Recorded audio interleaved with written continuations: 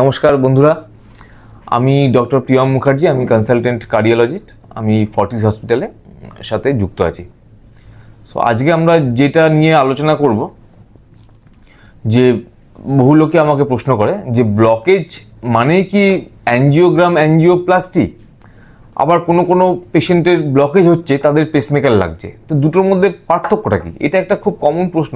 আমি আউটডোরে প্রত্যেক দিন এই কোশ্চেন আমাকে সম্মুখীন হতে হয় যে স্যার আপনি তো বললেন ব্লকেজ আছে, অথচ বলছেন পেসমেকার। আমার পাশের বাড়ির আমার বন্ধু, আমার জ্যাঠারই তো হলো ব্লকেজ ছিল, তাকে তো অ্যাঞ্জিওপ্লাস্টি করা হয়েছে, তাহলে আপনি তো এখন পেসমেকারের কথা বলছেন, তাহলে ব্যাপারটা কি? এটা খুব ইন্টারেস্টিং।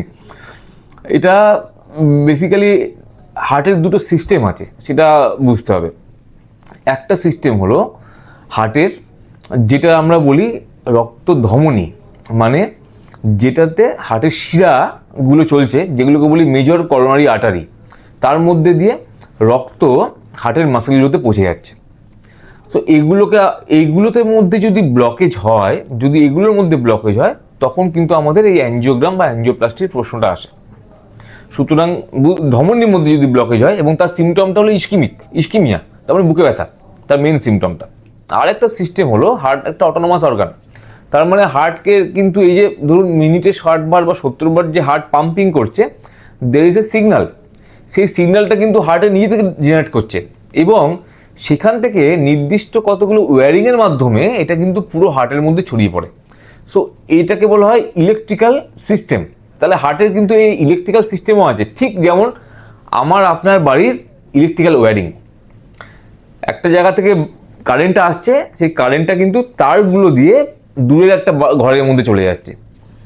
তাহলে এই বুঝতে হবে এই ইলেকট্রিক্যাল যে তারগুলো আছে, হার্টেরও যে স্পেশালাইজড যে ওয়্যারিংগুলো আছে, যেগুলোকে আমরা বলি কন্ডাক্টিং টিস্যু, এই কন্ডাক্টিং টিস্যুর মধ্যেও কিন্তু ব্লকেজ হতে পারে এবং সেই ব্লকেজগুলোর জন্যই কিন্তু আমরা পেসমেকারের কথা বলি। সুতরাং হার্ট ব্লকেজের কিন্তু তাহলে মেনলি দুটো পার্ট, একটা হলো হার্টের যে কন্ডাক্টিং টিস্যুগুলো আছে সেগুলো ব্লকেজ, আর একটা হলো হার্টের শিরাগুলোর মধ্যে ব্লকেজ। প্রথমটা যেগুলো শিরায় ব্লকেজ হলে আমরা অ্যাঞ্জিওপ্লাস্টির দিকে যাই, আর কন্ডাকশন সিস্টেমের যদি আমাদের ইস্যু হয় তাহলে আমরা পেসমেকারের দিকে যাই।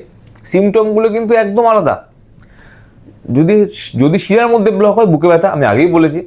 আর যদি এই কন্ডাকশন টিস্যুর মধ্যে ব্লক হয়, তার মানে হার্টের যে ইলেকট্রিক্যাল ইম্পালসটা সেটা কিন্তু প্রপারলি যেতে পারছে না।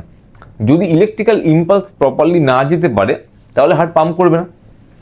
তাহলে একটা হার্টের যদি ধরুন 1 মিনিটে 60 বার পাম্প করার কথা, তার যদি ইলেকট্রিক্যাল ইম্পালসটা না জেনারেট করে বা না ঠিকমতো যেতে পারে প্রপার জায়গায় ভেন্ট্রিকেলে, যেখান থেকে ভেন্ট্রিকেল কন্ট্রাক্ট করবে এবং ব্লাডটাকে সামনের দিকে ঠেলে দেবে, সেক্ষেত্রে মস্তিষ্ক রক্ত পাবে না ঠিকমতো। হঠাৎ করে যদি পাম্পিংটা কমে যায় 20 বার, একটা হার্টের পাম্প করার কথা 60 বার, সে 20 বার পাম্প করলো, তার কারণ তার ইম্পালস জেনারেট করছে না। তাহলে আমার প্রপার তাহলে সার্কুলেশন হচ্ছে না, আমার ব্রেনে সার্কুলেশন হচ্ছে না, আমার কিডনিতে সার্কুলেশন হচ্ছে না। যেই ব্রেনে সার্কুলেশন হবে না, সঙ্গে সঙ্গে ব্রেনে হাইপক্সিয়া হবে, ব্রেন অক্সিজেন পাবে না, ব্রেন টিস্যুগুলো সঙ্গে সঙ্গে ভালো কাজ করবে না। পেশেন্টের সিমটম কী হবে? দুম করে পড়ে গেল। তার মানে এটাকে আমরা বলি ব্ল্যাক আউট বা সিনকোপ। সিমটমটা কি? পেশেন্টটা কাজ করছে, তখন লিখছে, খাবার খাচ্ছে, হঠাৎ করে বাইরের যে পাশে বসে আছে সে দেখলো যে হঠাৎ করে লোকটা দুম করে পড়ে গেল। ফর্চুনেটলি যেটা হয় মেজরিটি ক্ষেত্রে, আবার এই ইলেকট্রিক্যাল সিগন্যালটা রিজেনারেট করে যায়, মানে আবার রিকভার করে যায়। ফলে আবার কিন্তু খুব অল্প সময় পরে পেশেন্ট আবার কিন্তু ঘুম থেকে জেগে উঠলো। জেগে উঠে বলছে কোথায়, আমার তো কিছুই হয়নি, আমি তো ভালোই আছি, কোথায় তো সব ঠিক আছে, আমার কী হলো জানি না। পাশের লোকটা বলছে আরে তুমি তো অজ্ঞান হয়ে পড়ে গেছিলে, তোমার তো সেন্সই ছিল না তোমার কয়েক সেকেন্ড।